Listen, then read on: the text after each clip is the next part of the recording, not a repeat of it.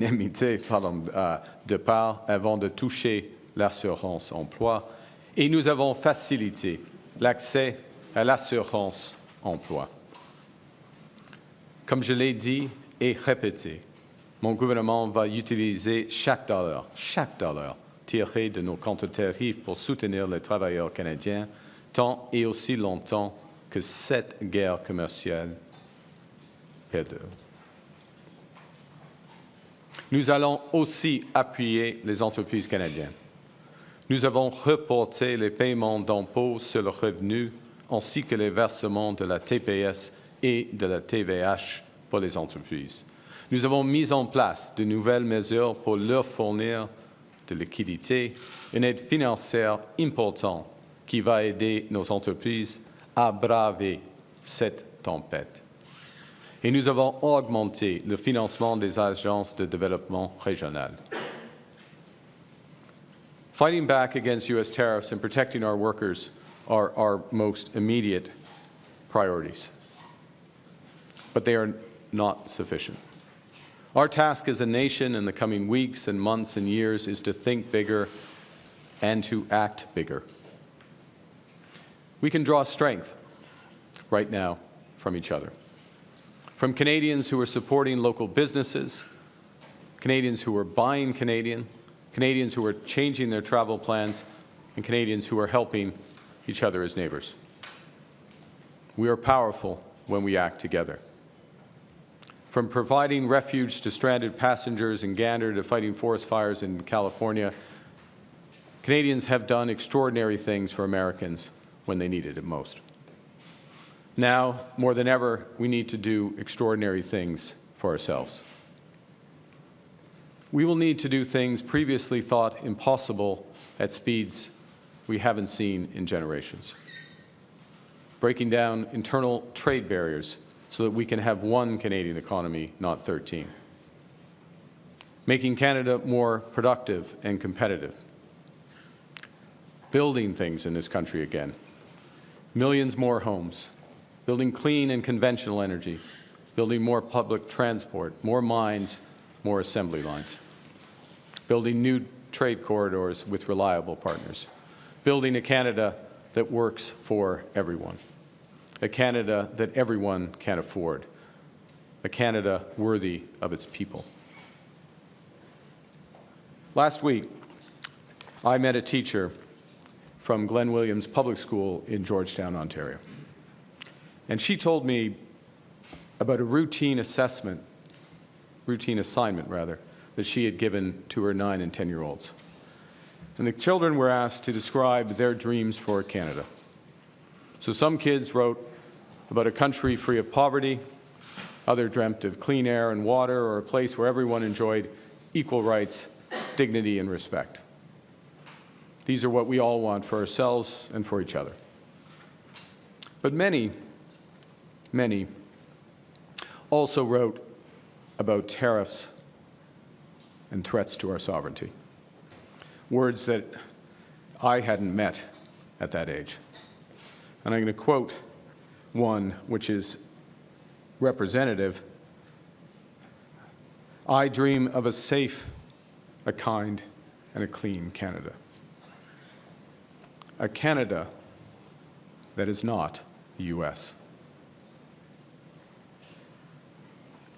Our children should be able to dream about a positive future, not worry about an economic crisis.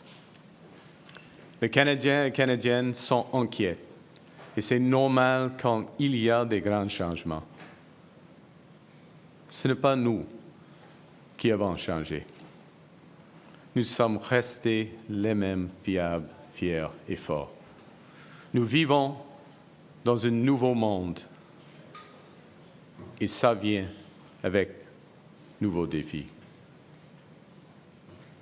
Given the prospective damage to their own people, the American administration should eventually change course. But I don't want to give false hope. The President believes that what he is doing is best for the American economy. He believes that it's best for American workers. And although their policy will hurt American families, Until that pain becomes impossible to ignore, I do not believe they will change direction. So the road to that point may indeed be long. And it will be hard on Canadians, just as it will be on other partners of the United States. It will require us to make difficult choices. It will require sacrifices. I have no doubt we will rise to the challenge, because that's who we are as Canadians. We have done hard, seemingly impossible things throughout our history. We conquered the unconquerable at Vimy and Juno Beach. Nous avons bâti un pays qui unit des langues, des cultures et des croyances différentes. Et en le faisant, nous sommes devenus plus forts. We created public Medicare. We confronted our own past with Indigenous peoples. We answered the call to defeat fascism. We know we are not always perfect, but we always strive to be good. We do not do things because they're easy, but because they are right. We will rise to meet this challenge, and we will emerge stronger. So to those kids at Glenn Williams Public School, don't worry. With your spirit, with that of your parents, their friends, and people like them across this great country, all pulling for Canada, we will build an even better Canada for your future, because that's who we are.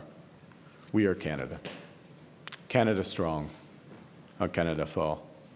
Thank you very much. Merci. I'll be pleased to take your questions. Bonjour tout le monde. We'll now start with the press conference. We'll take 15 minutes of questions, one question, one follow-up.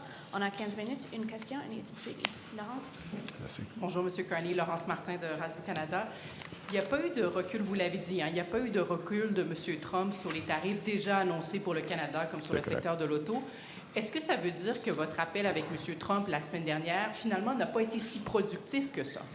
Je crois que vous avez raison, et comme je viens de décrire, il n'y a pas de recul des tarifs par rapport au fentanyl, l'acier, l'aluminium et puis le secteur automobile. L'appel avec Monsieur le Président, nous avons fait de progrès. On peut le voir avec le résultat par rapport les tarifs réciproques. Nous avons eu le meilleur accord d'une série de mauvais accords. Ça, c'est la vérité dans ce cas. Première chose. Deuxièmement, nous sommes d'accord, Monsieur le Président et moi, nous sommes d'accord qu'au début de mai, il y aura le commencement des discussions globales en ce qui concerne le partenariat économique et sécuritaire du Canada et les États-Unis. Alors, encore, ça, c'est du progrès, parce qu'on ne peut pas faire de progrès avec chaque initiative, chaque enjeu. Il faut avoir une discussion globale entre les deux pays souverains. In English before my You're absolutely right. The core tariffs with respect to fentanyl, automobiles, steel and aluminum remain in place. With respect to an enormous series of trade measures that were announced yesterday, we have the best deal of a series of tough deals, bad deals in many respects. That is progress. That is recognizing the partnership. As well, what was also progress in the call the President and I had last week is this agreement that we will sit down, future Prime Minister and him as President will sit down and begin negotiations on the overall economic and security partnership with Canada. And that's important, in my judgment, because we will not make progress on individual items. We can only make progress as a whole in a relationship that is being redefined. And of course, as I said in my remarks, and as I said to the President, and as I said at the time, I'm working hard to ensure, or to earn the right, rather, to represent Canada at those negotiations. Et en suivi, est-ce que vous songez à imposer une réponse coordonnée avec d'autres pays contre les États-Unis? À ce moment-ci, non. En bref, non. On a des discussions, On a des discussions, j'ai plusieurs discussions avec l'autre chef d'État, chef de gouvernement en Europe, au Mexique et d'autres parts du monde. Mais ils sont des discussions positives. Comment on peut augmenter les relations commerciales entre notre pays ou nos juridictions. Ce n'est pas afin d'avoir une réponse négative ou coordonnée par rapport aux États-Unis. OK? Merci. Bonjour, Émilie Bergeron, la presse canadienne. Votre prédécesseur, Justin Trudeau, avait invité les autres chefs de parti à des rencontres conjointes pour montrer que le Canada est uni, qu'il y a un front uni face à M. Trump. Pourquoi, si vous mettez votre campagne électorale sur pause et que vous êtes dans vos habits de premier ministre et que vous dites que c'est un enjeu non partisan, alors pourquoi vous ne faites pas comme M. Trudeau et vous invitez les autres chefs de parti soit à une rencontre ou à un appel? Les autres chefs du parti sont avisés de notre réponse. En ce qui concerne la coordination canadienne, j'ai plusieurs discussions avec tous les premiers ministres des provinces et territoires en groupe et dans un sens bilatéral, des discussions avec des chefs des syndicats, des chefs, des dirigeants autochtones, des PDG, tout cela. Il y a beaucoup de consultations, coordination. Et nous avons une équipe canadienne par rapport aux États-Unis. Et si je peux dire, la réunion aujourd'hui des premiers ministres était fantastique dans un sens, parce que nous sommes tous alignés. OK. Ça n'a pas vraiment répondu à ma question, mais je vais aller sur un autre sujet, la gestion de l'œuf. Pardon. Vous avez dit que vous voulez protéger la gestion de l'œuf, mais est-ce que vous vous engagez, si vous êtes élu premier ministre du prochain gouvernement, à déposer un projet de loi, comme il y en avait un devant la Chambre des communes au Sénat, pour vraiment l'inscrire dans une loi que la gestion de l'œuf, c'est une ligne rouge, ça ne peut pas faire partie d'une négociation commerciale, puisque le gouvernement précédent, le gouvernement sortant, avait voté pour un tel projet de loi. Donc, est-ce que vous vous engagez à redéposer? OK. On commence avec le fait que c'est un nouveau gouvernement. Il y a des changements. Nouveau premier ministre, nouveau gouvernement. Et en ce qui concerne les négociations avec les États-Unis, dès que le 1er janvier ou le mi-janvier, en effet, quand j'ai commencé ma campagne pour la chefferie libérale, j'ai dit clairement que la gestion de l'œuf, la langue française et la culture ne seront jamais sur la table. Ça, c'est une ligne rouge, une ligne claire. Et nous n'avons pas, par exemple, les discuté, Monsieur le Président et moi, pendant notre appel. Okay? Good morning, Tonda McCharles, Toronto Star. Could you please expand and be specific on what you mean by an economic and security agreement?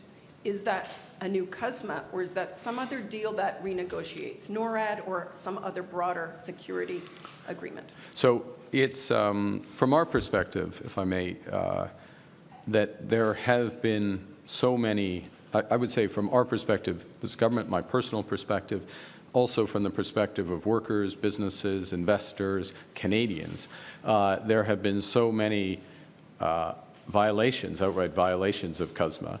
There's supposed to be, I'll give you one example, one of many examples, but for steel and aluminum, there's an explicit side letter in CUSMA which says that there needs to be 60-day consultations for any changes. That obviously was not the case. There are many other examples of this. There have been so many of these violations that there is a need to have a renegotiation and a reaffirmation of which elements of the commercial relationship, the trading relationship, stand. Now, they may change, given the objectives of the United States. They may change, given, in fact, I think they will change from our perspective as well, in terms of what we need to do that's best for Canada, given the new U.S. position on so many things. As well, it is sensible, in my judgment, that we also discuss defense and security partnership. We have a long-standing defense and security partnership. Some of that partnership is for security, but it's also a commercial relationship. And we want to make sure that commercial relationship works for Canada. I will observe that 80 cents on every dollar that we spend on military equipment in its broadest sense goes to the United States. In the current stance of the relationship, that doesn't make sense. So we want to sit down and have everything on the table and have that discussion, everything on the table within commercial, subject to my previous response to the last question.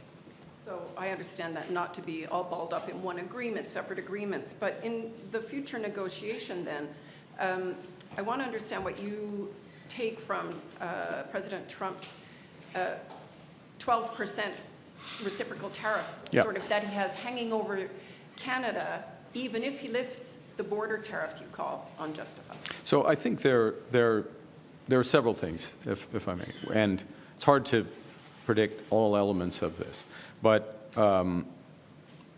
there's certain sectors in the North American economy, the Canadian-U.S. economy, that fundamentally rely on the integration in those sectors. There's no better example of this than in autos, where it literally has been built up over my entire lifetime.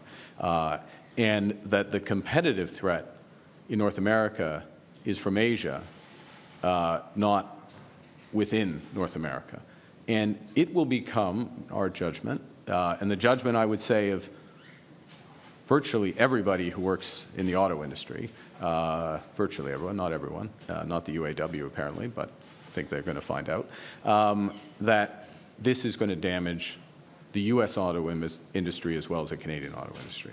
And it's going to damage the industry relative to competition from Asia.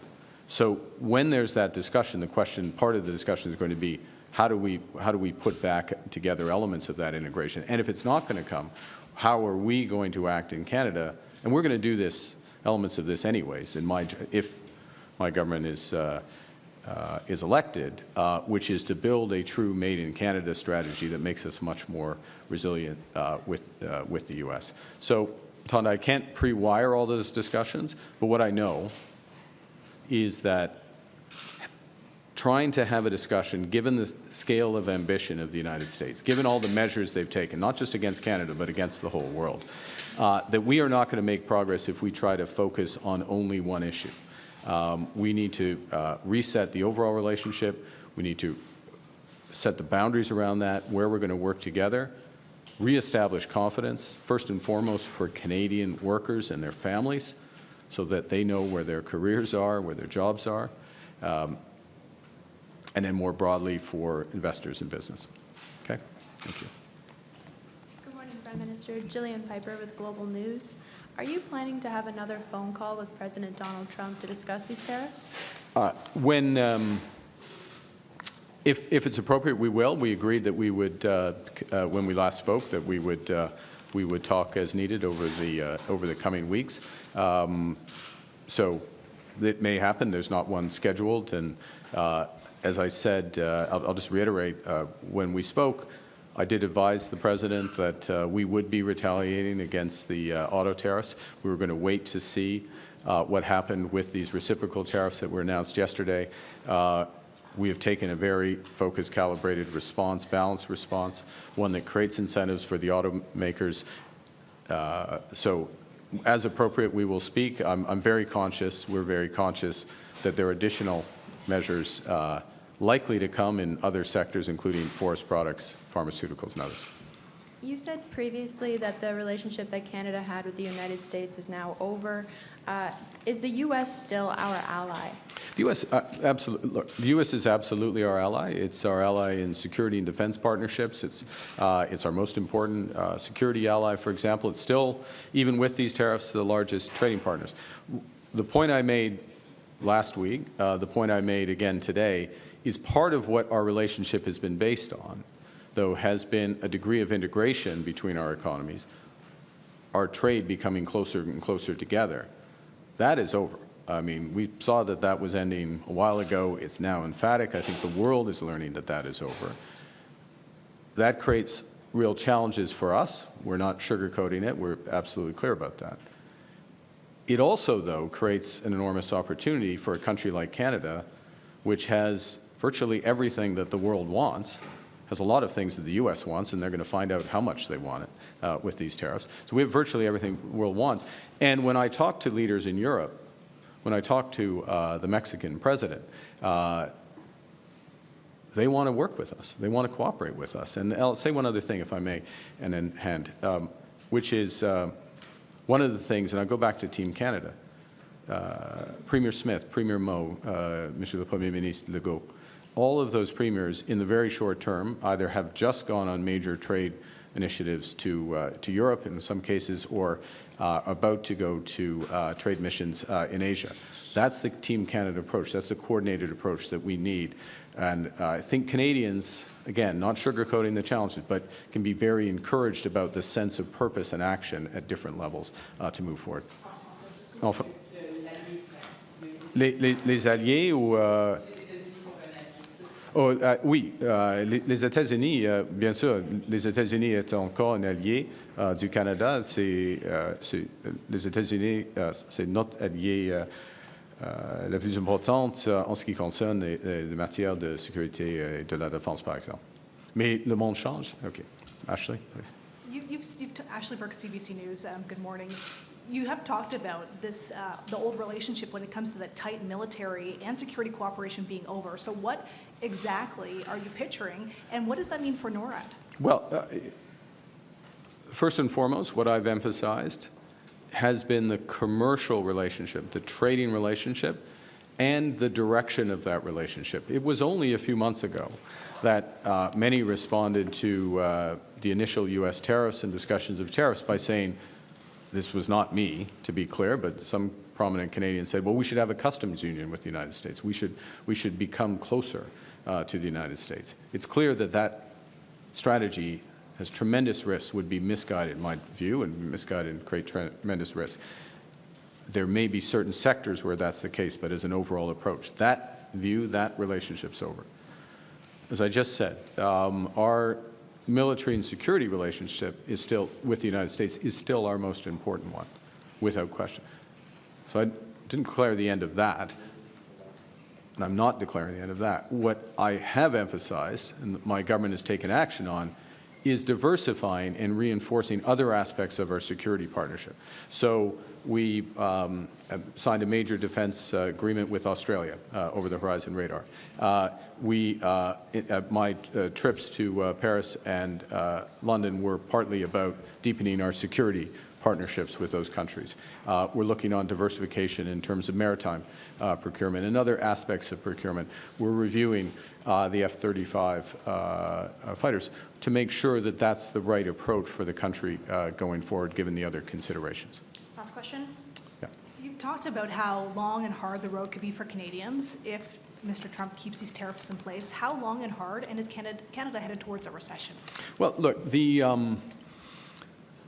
I think it starts with what the implications of these tariffs, yesterday's tariffs, which affect all economy, virtually every economy in the world, means for the global economy and the U.S. economy, and a U.S. economy which is slowing, U.S. economy where inflation is starting to pick up, where financial conditions are going to start to tighten, and a U.S. economy which has a possibility of tipping into recession themselves. So it starts there. It is usually the case that when the United States has a recession, that it's very difficult for Canada to avoid something similar.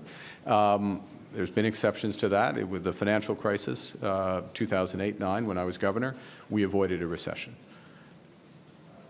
We need to take action now for short-term support and reimagine our economy for the medium term. And I won't go through the list of things. You personally have had to hear them a few times, but it is about that one Canadian economy, and it's about building everything from homes to new energy infrastructure to new ports and trade infrastructure. By doing that, and by doing that in a way that is as coordinated and impactful and immediate as possible, we create a real possibility, in fact, probability. It's not just right for the medium term, but it's right for the short term. And that, in many ways, is what's at stake right now. Yes, we have to respond to the U.S., and we are responding appropriately. Yes, absolutely, first and foremost, protect our workers.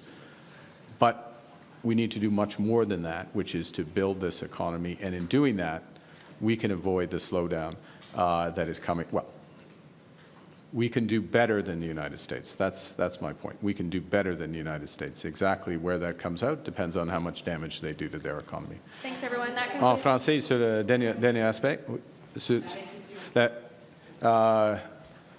en ce qui concerne le taux de croissance à l'échelle globale, ce qui est sûr est que les tarifs américains vont décélérer au moins l'économie mondiale, y compris et surtout l'économie américaine.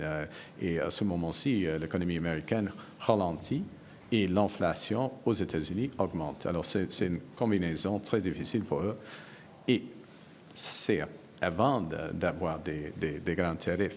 Dans ces circonstances, normalement, il y a un fort ralentissement de l'économie canadienne. Mais on l'a évité en 2008, quand j'étais gouverneur de la Banque du Canada, et nous pouvons réduire l'impact négatif, les retombées négatives de l'économie américaine d'ici au Canada avec de la force, de la force économique, y compris tous les volets afin de bâtir une économie forte. Okay, thanks, C'est tout? everyone. Yeah. Sorry, we're done. Sorry. Thank Oh, you. sorry. Thanks, everyone. Okay, merci. Thank you.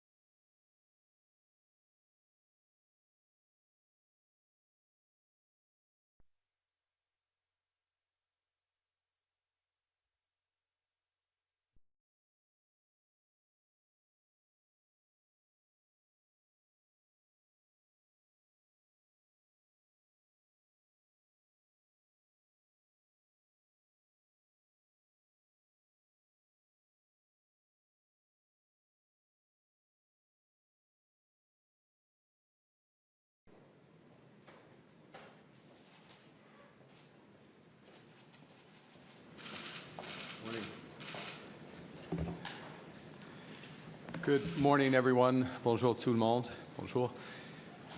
Yesterday marked the latest in President Trump's unprecedented series of U.S. tariffs that are designed to reshape the international trading system. The ambition of these measures is enormous. The effects on the global economy will be monumental. We received confirmation that the latest reciprocal tariffs will not be imposed on Canada. At the same time, President Trump confirmed that the tariffs announced last week against our auto industry will come in and indeed have come into effect today. So while it's progress that further tariffs were not imposed on Canada yesterday, the President's actions will reverberate here in Canada and across the world. Three different sets of U.S. tariffs will continue to pose significant threats to Canadian workers and Canadian businesses. And while they have been imposed under different premises, some things are consistent. They are all unjustified, and we are already seeing the consequences. Just last evening, workers from Unifor Local 444, with whom I met last week, learned that their auto assembly plant in Windsor will be shutting down for at least the next 2 weeks. That's 3,600 tariff proceeds will go to protect workers affected by the tariffs. Les premiers tarifs ont été annoncés en février. L'administration Trump, ils ont été mis en place en réponse au trafic de fentanyl qui aurait lieu à notre frontière commune. Pourtant, qui honte aux États-Unis vient du Canada. Et malgré ce fait, le gouvernement précédent a agi dès décembre avec un plan frontalier robuste d'une vigueur entière, des drones et des équipes canines pour détecter et empêcher le trafic de fentanyl et des produits chimiques utilisés pour produire cette drogue. That plan is working, as U.S. Customs and Border Protection themselves have to that country. Just last night, the U.S. Senate made it clear that these tariffs are a mistake. The Senate voted to repeal them in a symbolic but important assertion of both fact and solidarity. The second set of U.S. tariffs were imposed in March on him during his first term, a process which led to thousands of lost jobs in America. Then, as now, those tariffs were in clear violation of trading agreements today. Last week, the President and his administration announced their third set of tariffs. This time against auto imports. Where I was born, Canada and the United States signed the Auto Pact, an agreement that ended auto tariffs between our nations and began a 60-year period, you can guess my age, a 60-year period of close cooperation, partnership, job growth, and prosperity.